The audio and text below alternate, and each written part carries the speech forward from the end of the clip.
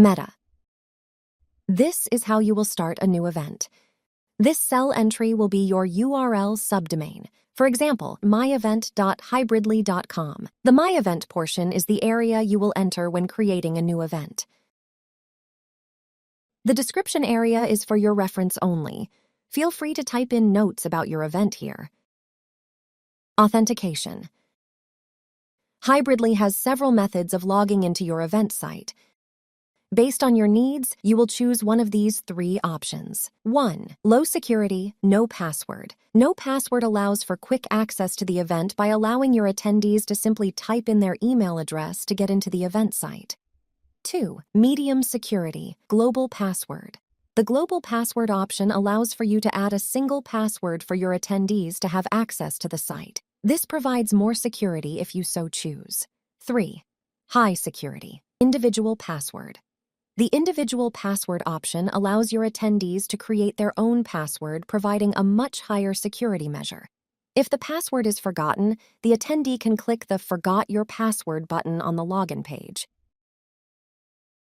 The Use Email for Registration button is defaulted to On.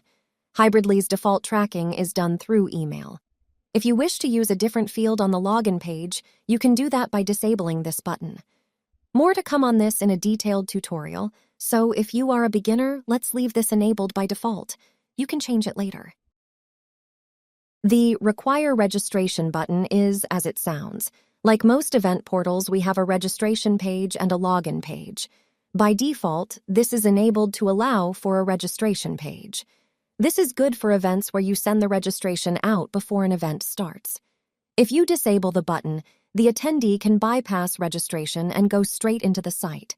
Their email will still be captured in the database, allowing tracking and can be helpful for events where you may not need to collect additional information from the attendee. The Limit Seats button is defaulted to a single seat.